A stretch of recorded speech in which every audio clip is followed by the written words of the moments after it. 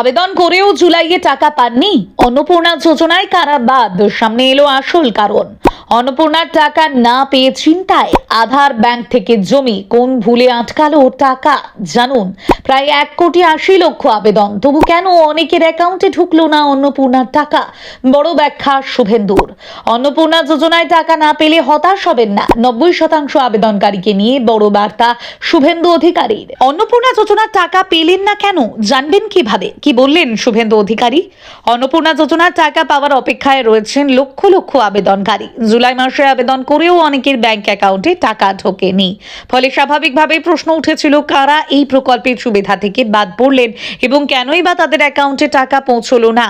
এবার সেই প্রশ্নেরই উত্তর দিলেন মুখ্যমন্ত্রী শুভেন্দু অধিকারী। মুখ্যমন্ত্রীর বক্তব্য অনুযায়ী অন্নপূর্ণা যোজনায় আবেদনকারীদের যাচাই বাছাই প্রক্রিয়া এখনো সম্পূর্ণ শেষ হয়নি। ফলে জুলাইয়ে টাকা না পাওয়া মানেই যে সংশ্লিষ্ট ব্যক্তি প্রকল্পের জন্য অযোগ্য, এমনটা নয়।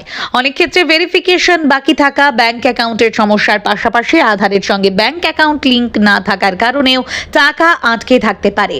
আগামী 17ই আগস্ট অন্নপূর্ণা যোজনার টাকা উপভোক্তাদের অ্যাকাউন্টে ঢোকার কথা। তার আগে নবান্নে সাংবাদিক বৈঠকে মুখ্যমন্ত্রীকে প্রশ্ন করা হয়, যাদের নাম তালিকা থেকে বাদ পড়েছে তাদের কি নির্দিষ্টভাবে জানানো হবে কেন তারা টাকা পাচ্ছেন না?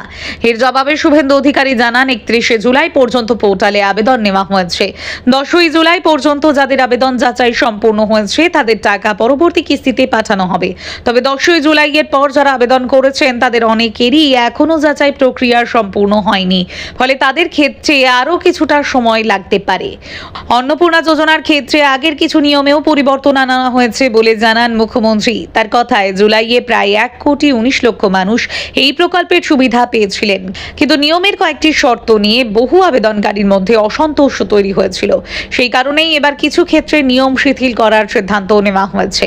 বিশেষ করে জমির পরিমাণ সংক্রান্ত নিয়মে পরিবর্তন আনা হয়েছে। আগে গ্রাম ও শহর দুই ক্ষেত্রেই 50 শতক জমির বিষয়টি বিবেচনা নেওয়া হতো। এখন গ্রামাঞ্চল এবং অধিকাংশ পৌরসভা এলাকায় এই শর্ত শিথিল করা হয়েছে।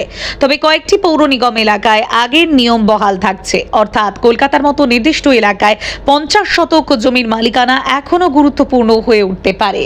শুধু জমি নয়, বাড়ির গঠন নিয়েও নিয়মে কিছুটা ছাড় দেওয়া হয়েছে। 3 কক্ষের বাড়ি থাকার বিষয়টি মূলত গ্রামীণ এলাকা এবং ছোট পৌরসভাগুলির ক্ষেত্রে শিথিল করা হয়েছে বলে জানান মুখ্যমন্ত্রী। এর ফলে আগের নিয়মের কারণে যারা বাদ পড়েছিলেন তাদের একটি অংশ এবার প্রকল্পের সুবিধা পাওয়ার সুযোগ পেতে পারেন। জুলাই মাসে অনেকের অ্যাকাউন্টে টাকা না ঢোকার অন্যতম কারণ হিসেবে ব্যাংক সংক্রান্ত সমস্যার কথাও তুলে ধরেন শুভেন্দু। অনেক আবেদনকারীর আধারের সঙ্গে ব্যাংক অ্যাকাউন্টের লিংক ছিল না, কোথাও আবার ব্যাংকের তথ্য বা সিস্টেমে ভুল থাকায় টাকা পাঠানো সম্ভব হয়নি। সেই সমস্যাগুলি সংশোধনের কাজ চলছে।